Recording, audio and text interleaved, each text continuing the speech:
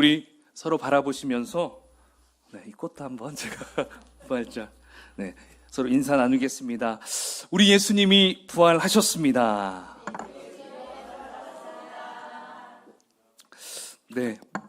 부활절 아침 여러분 어떠셨습니까? 다른 때와 똑같았습니까? 여기 오시면서 부활절이었네? 또 이렇게 생각하시는 분도 있을 줄로 그런 분은 없을 거라 믿고요. 이렇게 정말 부활의 아침 너무나 새로운 그런 느낌이 있었습니다. 우리 주님 그 사망 권세를 이기시고 그 무덤에서 다시 사신 그 모습, 우리가 함께 이 부분을 좀 같이 나누면서 우리도 예수님께서 부활하셨듯이 우리도 이제 앞으로 부활할 것을 소망하며 우리가 또 주님의 말씀으로 나아갔으면 좋겠습니다. 자, 그렇다면 여러분들은 이렇게 죽으시고 3일 만에 부활하셨다는 우리 예수님 잘 믿어지십니까?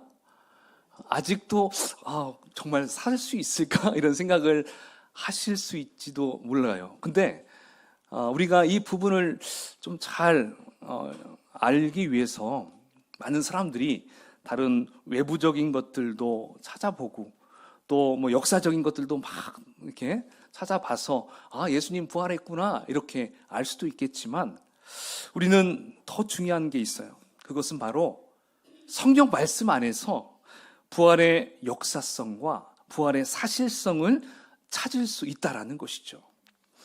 그래서 사복음서에 보면 제일 마지막 부분에 모두 다 동일하게 어떤 이야기가 나옵니까? 예수님께서 부활하셨다라는 그 이야기가 다 수록되어 있습니다. 근데 여러분들 사복음서를 다 읽어보면 알 수 있듯이 조금씩 차이가 있어요. 여러분도 느꼈습니까? 사람들 숫자도 조금씩 차이가 나고요. 여인들의 숫자도 차이가 나고 천사들의 위치도 조금씩 차이가 나고요. 그리고 예수님을 만났던 사람들도 여기는 없고 저기는 있고 좀 이러한 부분들이 조금씩 차이가 나는 것을 볼 수가 있어요. 또 만나는 시간들도 조금씩 차이가 나는 것으로 보일 수가 있어요. 자, 그러면 왜 이렇게 성경에서는 차이가 나는 걸까 생각해 보면 그것은 마태복음은 마태가 썼죠. 마가복음은 마가, 누가는 누가, 그다음에 요한복음은 요한. 그러니까 쓴 저자들이 다 달라요. 그리고 그들의 직업도 다 달랐습니다. 그렇기 때문에 사람들이 어떠한 같은 것을 봐도 느낌이 다 다르죠. 여러분들도 어떠한 뭐 수학여행을 가든 어떤 해외로 여행을 가든 어떤 큰 조형물을 보거나 굉장히 웅장한 것들을 봤을 때 사람마다 다 느낌이 다르거든요. 그리고 기록한 것들도 다 달라요. 그건 왜 그럴까요? 그만큼 사람마다 차이가 다 있기 때문에 그렇습니다. 그러니까 예수님께서 부활하신 그 모습을 목격한 그리고 들으면서 썼던 그 제자들이 자신들의 어떤 관점 그리고 무엇을 더 중요하게 여길 것인가 이런 것들의 차이가 있기 때문에 조금씩 차이가 있다는 거예요. 여러분 만약에 예수님의 부활이 진짜가 아닌데 이것을 어떻게든 사실처럼 꾸미려고 한다면 그 저자들이 어떻게 할까요? 다 같은 내용으로 똑같이 마치 카피하듯이 그렇게 썼을 거예요. 이렇게 해서 우리가 부활이 진짜인 것처럼 알려주자 이렇게 했겠죠. 자, 근데 성경은 전혀 그렇게 하지 않았어요. 모든 복음서마다 조금씩 차이가 있다는 것입니다. 근데 진짜 사실은 뭐예요? 모든 부분에서 진실은 뭐예요? 우리 예수님이 부활했다는 거예요. 할렐루야. 예수님께서 부활하셨다라는 것을 이 저자들이 다 그것을 마음으로 그리고 글로써 표현하고 있다는 것을 볼 수 있어요. 자, 그렇다면 우리가 함께 본문을 보고 있는 이 마가복음, 이 저자인 마가는 예수님의 부활을 어떻게 기록하였을까요? 오늘 우리가 마가의 시점으로 우리가 예수님의 부활을 좀 살펴보고요. 또 과연 이 시대를 살아가는 우리는 어떻게 이 예수님의 부활을 증거할 수 있는지를 우리가 좀 살펴봤으면 좋겠습니다. 자, 여러분 오늘 본문 1절을 보십시오. 1절에 보니까 몇 명의 여인이 등장합니까? 막달라 마리아, 야고보의 어머니 마리아, 살로메, 이렇게 세 여인이 나오고 있습니다. 자, 안식 후 첫날 아침, 그러니까 주일 아침에 예수님의 무덤을 향해서 출발하고 있어요. 지금 이들은 새벽부터 일찍 일어나서 무덤을 향해서 달려가고 있다는 것이죠. 왜 이렇게 달려갈까요? 그것은 바로 전전날 금요일 예수님이 돌아가셨을 때 아리마대 요셉이 자신의 무덤을 공개하고 세마포옷을 다 입혔는데 한 가지가 빠졌었어요. 바로 뭐예요? 향품을 빠뜨렸던 거예요. 그러니까 향품이 빠진 거에 대해서 이 세 여인이 계속 마음 한구석에 자리 잡고 있었습니다. 그래서 향품을 미리 준비하고 있다가 토요일은 안식일이니까 갈 수가 없잖아요. 그래서 그 다음 안식 후 첫날 바로 주일 아침에 그쪽으로 향해서 갔던 것입니다. 가서 이제 그 예수님의 시신 세마포로 딱 덮여 있잖아요. 거기에 향품을 넣어요. 왜 향품을 넣을까요? 사람이 죽으면 무슨 냄새가 납니까? 썩게 되잖아요. 그러니까 그 냄새를 방지하기 위해서 이렇게 그걸 놓기 위해서 갔던 것입니다. 그러니까 이 세 여인들이 예수님을 향한 그 마음은 어떤가요? 정말 예수님을 사랑하고 있구나. 그리고 예수님을 존경하고 있구나. 이런 마음을 우리가 엿볼 수가 있습니다. 그러나 여인들은 가면서도 걱정이 들었어요. 왜냐하면 당시 이스라엘의 무덤은 그냥 쉽게 통과할 수가 있는 곳이 아닙니다. 무덤 문 앞에 엄청난 큰 돌이 거기에 딱 막아 놓고 있다는 것이죠. 둥그런 돌이 딱 가로막고 있다는 것이죠. 여기는 그림에는 없네요. 자, 이렇게 돌이 막혀 있기 때문에 저걸 누가 열어주지? 좀 걱정하면서 그곳을 향했던 것이죠. 근데 도착해 보니까 무슨 일이 벌어졌어요? 그 큰 돌이 옆으로 옮겨져 있었습니다. 여러분, 본문에서는 누가 그 큰 돌을 옮겼는지 나오지 않지만 여러분, 우리가 믿음의 눈으로 본다면 그 큰 돌을 누가 밀어 적겼을까요? 바로 부활 예수님이십니다. 할렐루야. 바로 예수님께서 그 돌을 옮겨 놓았던 거예요. 우리 예수님은 이미 돌문을 여신 경험이 있으십니다. 언제일까요? 바로 죽은 지 4일이나 지났던 그 나사로를 무덤에서 나오게도 하셨어요. 그러니까 우리 주님은 죽은 자를 살리시는 분이시고요. 또 죽음에서 살아나신 분이라는 것을 우리는 확인할 수 있습니다. 우리 예수님은 무덤과는 잘 어울리지 않아요. 네, 그렇죠? 무덤에 계시지 않습니다. 그리고 우리 예수님을 가둘 수 있는 무덤은 존재하지 않습니다. 그러므로 우리 예수님은 이미 살아나셨기 때문에 무덤에 계시지 않습니다. 그러므로 여인들의 향품은 쓸모가 없게 되는 것이죠. 자, 이제 우리 5절을 함께 읽어보겠습니다. 시작. 무덤에 들어가서 흰 옷을 입은 한 청년이, 자, 여인들은 분명히 예수님이 계셔야 할 곳에 계시지 않고 거기 어떤 한 청년이 앉아있는 것을 보게 됩니다. 얼마나 놀랐겠어요. 그렇죠? 여러분, 지금 이 여인들은 누구를 찾고 있는 것입니까? 예수님을 찾는데 어떤 예수님을 찾습니까? 죽은 예수님을 찾고 있어요. 부활하신 예수님이 아니라 죽어있는 예수님을 찾으러 갔던 거예요. 이들은 예수님이 다시 살아났다라는 것을 상상도 하지 못했던 것입니다. 그러니까 이 여인들은요, 예수님에 대한 사랑은 있었지만 아직 부활에 대한 믿음은 없었다는 것이었어요. 여러분, 부활을 믿지 못하면 결국 무덤에서만 찾게 되는 것이 인생입니다. 여러분, 요한복음에 보면 막달라 마리아가 부활하신 예수님을 만나는 장면이 나와요. 근데 예수님이 눈앞에 딱 서 계시는데도 알아봅니까? 못 알아봅니까? 처음에는 못 알아봐요. 그녀가 이 막달라 마리아도 찾았던 그 예수님은 바로 죽어있는 예수님을 찾으려고 했던 것이죠. 꼼짝하지 않는 죽은 예수. 그래서 예수님이 그녀의 이름을 불렀지만 마리아는 그저 동산지기로만 생각했던 것이었죠. 여러분, 사람은 다 그렇습니다. 자기가 보고 싶은 것만 보게 되는 것이 사람인 것 같아요. 2000년이 지난 지금도 여전히 예수님의 부활이 2000년 전에 일어난 역사적인 그냥 사건이고 부활을 목격한 그러한 사람들로서 끝난 걸로 생각할 수 있어요.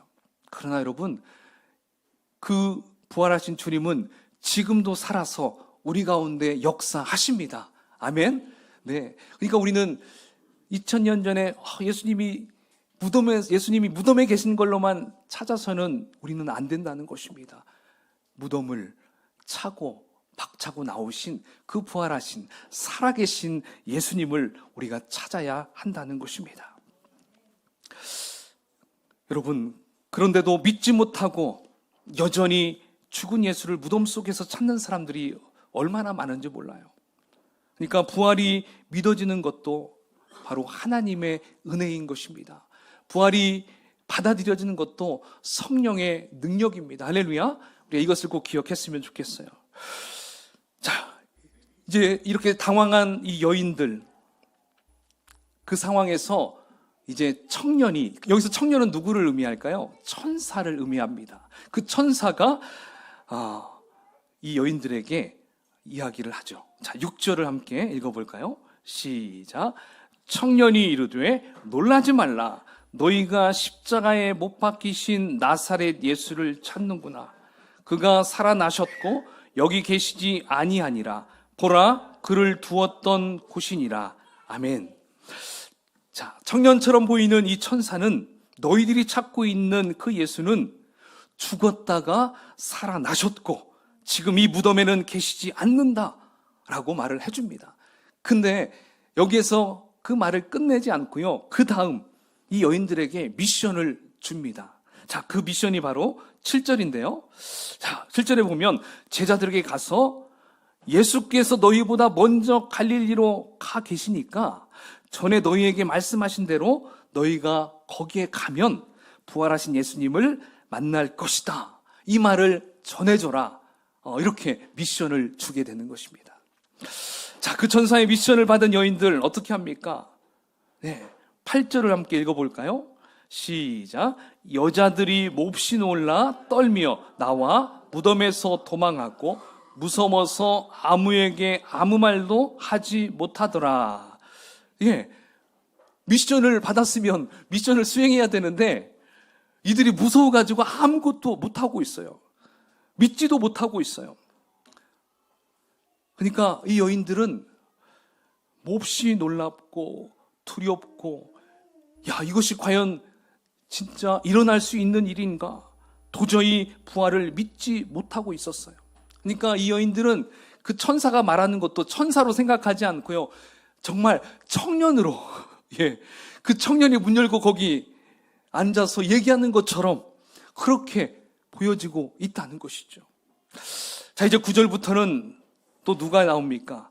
부활하신 예수님께서 직접 막달라 마리아에게 나타나셔서 몸을 보여주시는 걸 볼 수 있어요. 자, 이렇게 보게 된 막달라 마리아는 어떻습니까? 아까 그 여인들과는 다르게 곧바로 예수님이 부활하셨음을 믿게 되었어요. 예수님을 만나니까 부활하신 예수님이 믿어지게 되었다라는 걸 볼 수 있어요. 자, 이제 믿음이 생기니까 이 막달라 마리아는 부활의 기쁜 소식을 누구에게 전하러 가고 있습니까? 10절에 나오죠. 바로 예수와 함께 하던 사람들. 누구를 의미합니까? 제자들. 그 제자들에게 달려갑니다. 자, 가보니까 제자들은 뭐하고 있습니까? 슬피 울며 있어요. 왜 이렇게 슬퍼할까요? 그것은 그 마음 가운데 죄책감이 계속 있었던 것이죠. 예수님이 팔아 넘겨질 때 그들은 도망갔고요. 또 예수님이 십자가에 달리셔서 고통받으실 때 제자들은 거기에 사실 요한 한 사람만 있었고요. 나머지는 다 도망갔었습니다. 그 곁에 한 사람도 남아있지 않았습니다. 그러한 것들 때문에 그 마음에 얼마나 괴롭겠습니까? 그러니까 눈물로 밖으로 나가지도 못해요. 나가면 붙잡히면 또 죽을 수 있기 때문에 이러지도 못하고 저러지도 못하는 그런 상황이었습니다. 자, 이렇게 슬퍼하는 제자들에게 막달라 마리아가 예수님이 살아나셨다고, 나에게도 보여주셨다고 이렇게 딱 전하였을 때 그 제자들의 반응 어떻습니까? 좀 믿으면 안 될까요? 우리 11절을 같이 한번 읽어볼까요? 16장 11절 시작. 그들은 예수께서 살아나셨다는 것과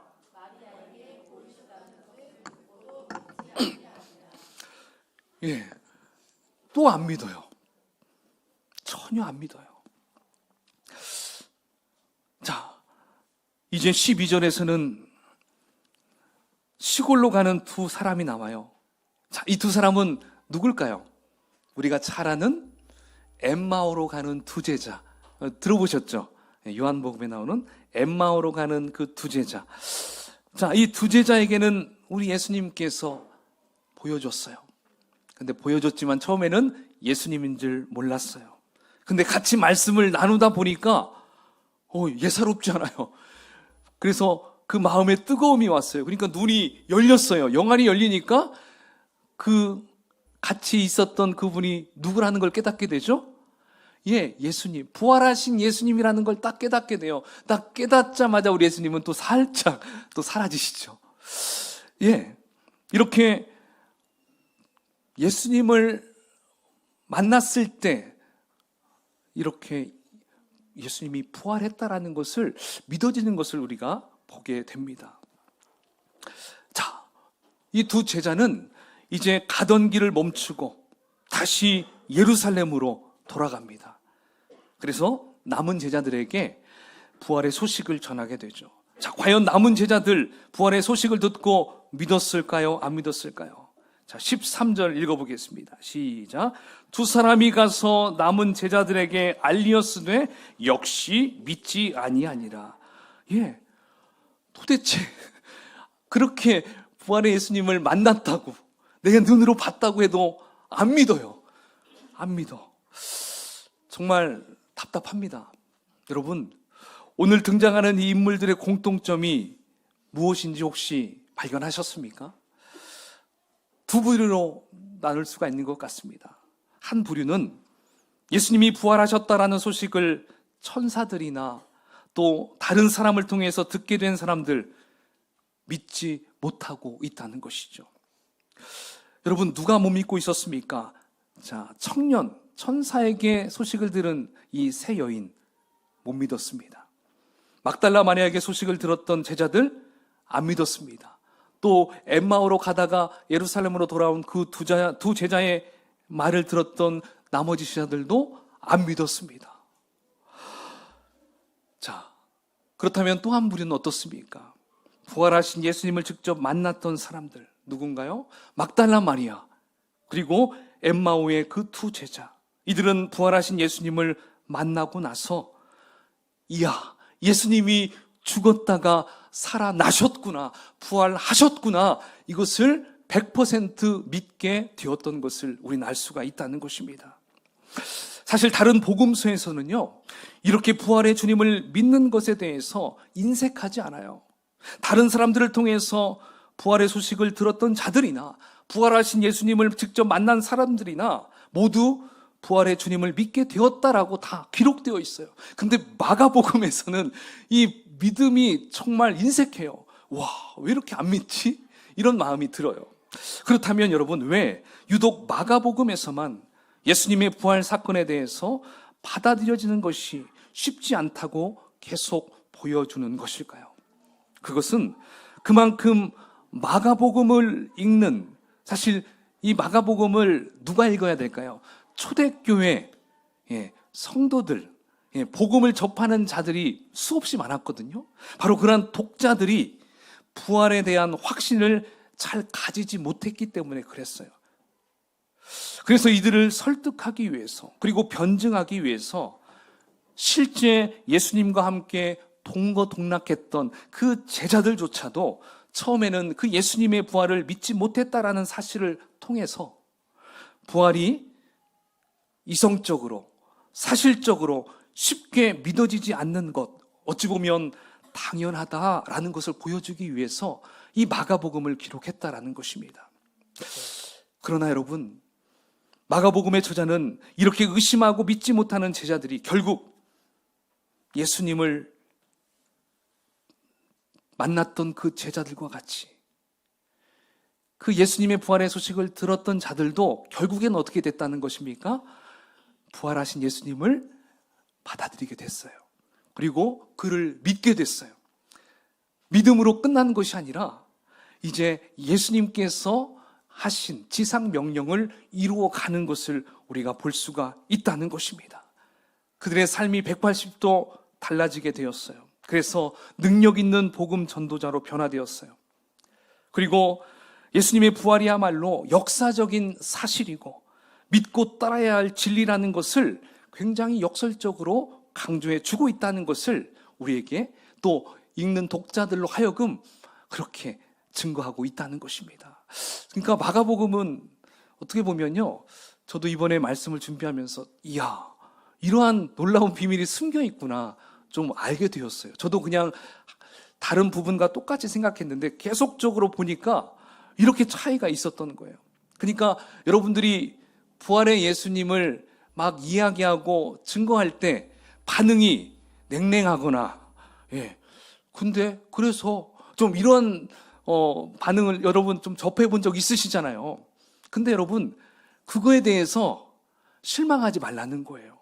왜냐하면 제자들도 동거동락했던 그 제자들도 그렇게 예수님 살았다는 것을 얘기를 들었어도 믿지 못했던 거예요. 하물며 우리는 2000년 전에 있었던 부분들을 역사적으로 우리는 믿고 있지만 그걸 받아들이지 못했던 사람들은 한 번에 믿을 수가 없어요. 그러니까 우리는 이 부분을 통해서 내가 한 번 했다고 그것으로 끝내면 되는 것이 아니겠구나. 이것을 내가 계속적으로 이 부분을 내가 사랑하는 나의 지인들에게, 내 친구들에게, 내 자녀들에게 계속 이걸 이야기해야 되겠구나. 기도로 준비해야 되겠구나. 이것을 어쩌면 깨닫게 해주시기 위해서 이렇게 말씀해 주셨을지 모릅니다. 자, 여러분, 사실 이렇게 부활의 소식, 부활의 복음을 전하는 것, 이렇게 중요한데요. 이 소식을 전했을 때 여전히 그 불신자들은 부활의 사건을 받아들여진다는 것이 어려워요. 그렇다면 여러분, 왜 이렇게 부활이 받아들여지는 것이 어려울까요? 부활보다 더 센 놈이 있다고 생각하기 때문에 그래요. 불신자들은 부활보다 더 강력한 힘이 있는 것이 뭐라고 생각하는 줄 아십니까? 죽음이에요. 사망이에요. 그래서 이 부활은 우리가 남 얘기라 생각하는 거예요. 이건 내 얘기가 아니라고 생각해요. 이미 우리는 태어나면 무엇을 향해 달려가고 있다고 생각하십니까? 죽음을 향해 달려가고 있다고 생각하기 때문에 그래요. 그래서 어떤 사람은요, 이 죽음이라는 것을 깡패 같다라고 얘기합니다. 깡패. 여러분, 깡패들은 으쓱한 대로 끌고 가서 공갈 협박하잖아요. 너 내 말 안 하면, 내 말 안 들으면 너 죽는다. 혹시 경험해 보셨습니까? 저는 경험해봤어요. 진짜 끌려가가지고 굉장히 막 위협하더라고요. 중학교 때인가? 으쓱한 대로 데려가가지고 가지고 다 내놔, 안 내놔, 10원 내, 몇 대 막 이렇게. 굉장히 죽음이라는 것을 어때요? 솔직히 죽이지 못하죠. 근데 죽음이라는 도구를 가지고 사람을 위협하죠. 그러면 우리는 그 죽음이라는 그 자체가 두렵기 때문에 뭐든 다 막 꺼내서 줄 수밖에 없는 게 바로 우리 인생이라는 것이죠. 그러니까 죽음은 늘 우리 사람들에게 어떻게 다가옵니까? 반드시 너는 죽어. 너 그렇게 살다간 죽어. 그런 식으로 우리에게 공갈 협박하는 것이 바로 죽음이라는 것을 우리는 알아야 된다는 것이죠. 우리로 하여금 계속 주눅들게 만들어요. 어떤 면에서 그래서 죽음이라는 것은 생각만 해도 너무나 두려운 것이라는 것이죠. 그래서 우리는 이 죽음을 어떻게든 늦춰보려고 우리 나름대로 무슨 일을 합니까? 열심히 운동도 하죠. 조깅도 하고, 여성분들은 필라테스도 받고, 남성분들은 아령도 막 들었다 놨다 하기도 하죠.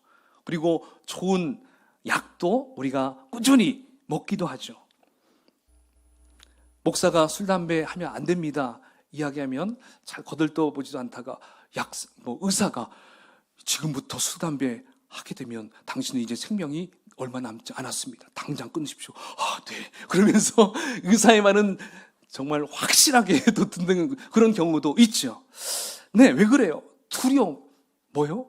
죽음이 너무 두렵기 때문에 그렇다는 것입니다. 근데 여러분, 우리가 아무리 몸을 위해서 그렇게 가꾸고 운동하고 먹을 거 조절하면서 해도 70년 살 거 80년 살고 거기까지겠죠. 80년 살 거 90년, 100년 살다가 결국에는 어떻게 돼요? 죽을 수밖에 없어요. 죽음에서 벗어나지 못한다는 것입니다. 그러므로 이렇게 죽음에 압도당한 사람들에게는 부활을 아무리 이야기해도 그게 받아들여지지가 않는다는 거예요. 자, 그러면 우리가 그러한 사람들에게 어떻게 다가가야 될까요? 그런 사람들에게는 이 죽음에 대한 정체를 이야기해 줘야 돼요. 사망에 대한 정체를 일깨워 주어야 합니다. 여러분, 사망은요, 하나님께서 인간을 창조하셨을 때는 존재하지 않았던 것입니다. 우리는 영원한 존재로 창조된 존재예요. 할렐루야. 근데 하나님의 말씀에 불순종함으로 우리에게 사망이 들어오게 되었다는 것입니다. 그래서 성경을 보면 이 사망을 마치 인격이 가지고 있는 어떤 존재처럼 말씀을 해줍니다. 자, 우리 로마서 5장 12절 함께 읽어볼까요? 로마서 5장 12절 시작. 그러므로 한 사람으로 말미암아 죄가 세상에 들어오고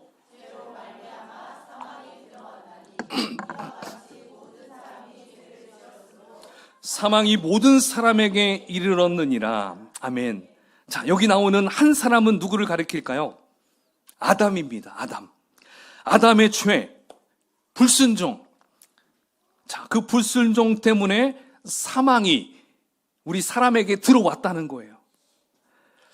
그래서 아담 이후에 모든 사람들은 그 죄로 인해서 결국 사망에 이르게 됐어요. 죽게 되는 존재가 됐다는 것입니다. 결국 이 사망이 우리의 왕노릇하게 되었어요.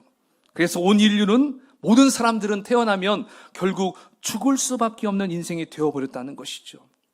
자, 여러분, 그렇다면 우리 육신의 몸이 죽으면 다 끝나는 걸까요? 아니에요. 끝나면 오히려 속편하겠죠. 성경에는요, 죽음 이후에 또 뭐가 있다라고 얘기합니다. 자, 히브리서 9장 27절을 읽어볼까요? 시작. 한 번 죽는 것은 사람에게 정해진 것이요 그 후에는 심판이 있으리니 죽는다고 끝나는 것이 아닙니다. 그렇죠? 뭐예요? 심판이 있어요. 심판 이후에는 그냥 죄 가지고 심판 받으면 자연스럽게 지옥으로 가고요, 불못으로 갈 수밖에 없는 인생이에요. 이게 바로 코스라는 것이죠. 그래서 영원토록 그 지옥 안에서 고통받으면서 살아갈 수밖에 없는 존재라는 것입니다. 자, 여러분, 만약에 믿지 않는, 사랑하는 누군가에게 이 이야기를 해줬을 때 그 마음이 어떨까요? 나 그냥 이렇게 살다가는 지옥으로 떨어지는 거야? 굉장히 조급함을 느끼게 되는 것이죠. 자, 그러면 어떻게 해야 돼? 물어볼 수 있어요. 그럼 나 어떻게 해야 돼? 자, 그러면 우리가 한마디 할 수 있죠. 그거에 대한 해결책이 있어요. 자, 그러면 우리의 이야기를 귀 쫑긋해서 들을 수밖에 없다는 것입니다. 여러분, 여기까지 이야기를 잘 이끌고만 온다면요, 듣지 말라고 해도 계속 들을 수밖에 없다는 거예요. 여러분들이 복음을 증거할 때 이 부분을 잘 활용하면 최고의 방법이라는 것을 알 수 있다는 것이죠. 자, 그러면 여러분, 그 사망과 죽음을 이기신 분을 소개하면 돼요. 그 사망을 이기신 분이 있어. 여러분, 말씀을 한번 쭉 읽어볼까요? 고린도전서 15장 말씀입니다. 자, 시작. 사망이 한 사람으로 말미암았으니 죽은 자의 부활도 한 사람으로 말미암는도다. 아담 안에서 모든 사람이 죽은 것 같이 그리스도 안에서 모든 사람이 삶을 얻으리라. 사망아, 너의 승리가 어디 있느냐? 사망아, 네가 쏘는 것이 어디 있느냐? 사망이 쏘는 것은 죄요, 죄의 권능은 율법이라. 우리 주 예수 그리스도로 말미암아 우리에게 승리를 주시는 하나님께 감사하노니. 아멘. 여러분, 우리 인생에서 공갈 협박하는 이 사망을 누가 이기셨다고 합니까?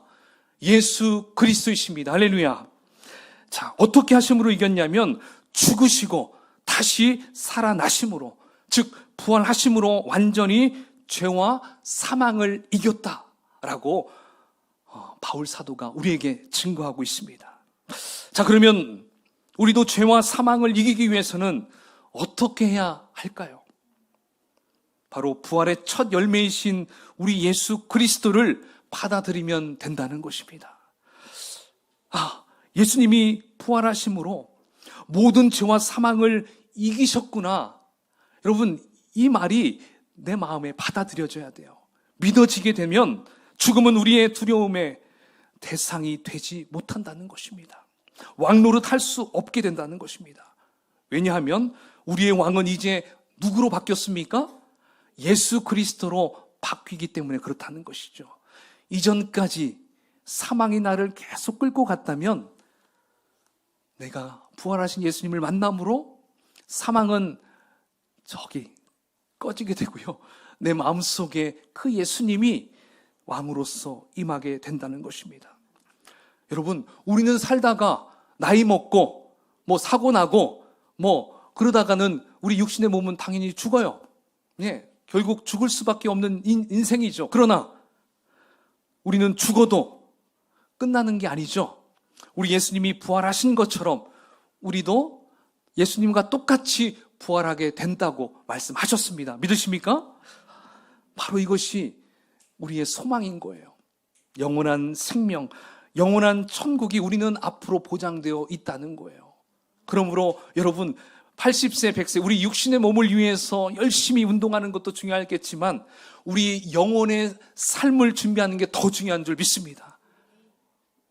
여러분, 중요한 것은 나만 잘 믿다가 영원한 생명을 준비하는 것, 여러분, 거기에서 끝내면 안 돼요. 여전히 부활의 주님을 만나야 될 사람들이 얼마나 많은지 모릅니다. 바로 그들에게, 잘못된 왕을 섬기는 그들에게 진정한 왕을 소개해 줘야 돼요. 그 진정한 왕이 바로 부활하신 예수 그리스도라는 것입니다. 그런데 여러분, 우리는 부활하신 그 예수님과 함께 생활하는 삶이 참 더 중요한 것 같아요. 그렇죠? 그냥 때로는 우리는 부활절, 이 부활 주일에만 예수님의 부활을 축하하고 또 밖에서 전도도 하고 그런 것 같은데, 우리의 하루하루 모든 삶이 바로 이러한 주님, 부활하신 주님과 함께 동행해야 한다는 것을 우리는 알아야 합니다. 바로 그러한 신앙이 무슨 신앙일까요? 부활 신앙입니다. 그 부활의 신앙으로 늘 주님과 함께 동행할 때 내 삶 가운데 무슨 일이 벌어질까요? 활력이 생깁니다. 소망이 넘치게 됩니다. 이제 일주일 이전까지는 비록 고난받으신 우리 예수님의 그 십자가의 신앙으로 우리가 살았다면 이제는 부활의 신앙으로 살아가야 될 줄로 믿습니다. 정말 우리를 기다리는 수많은 사람들이 많이 있어요. 그 제자들을 통해서 얼마나 많은 사람들이 구원을 받았습니까? 이제는 작은 예수가 된 우리가, 특별히 예수님의 제자 된 우리가 아직도 주님을 만나지 못한 그 자들을 향해서 우리가 그 부활하신 예수님을 증거할 때 그들은 틀림없이 바로 돌아올 수는 없겠지만 우리는 계속적으로 그들에게 다가가서 그 예수님을 소개해 줄 때 그들의 마음이 열리고요, 눈이 열리게 될 줄로 믿습니다. 자, 여러분, 이 마지막 우리 예수님이 하신 말씀을 같이 봉독하고 오늘 말씀을 마치도록 하겠습니다. 요한복음 11장 25절, 26절입니다. 시작. 예수께서 이르시되 나는 부활이요 생명이니 나를 믿는 자는 죽어도 살겠고 무릇 살아서 나를 믿는 자는 영원히 죽지 아니하리니 이것을 내가 믿느냐. 아멘. 할렐루야. 우리 함께 같이 이 시간 기도하는 시간 갖겠습니다.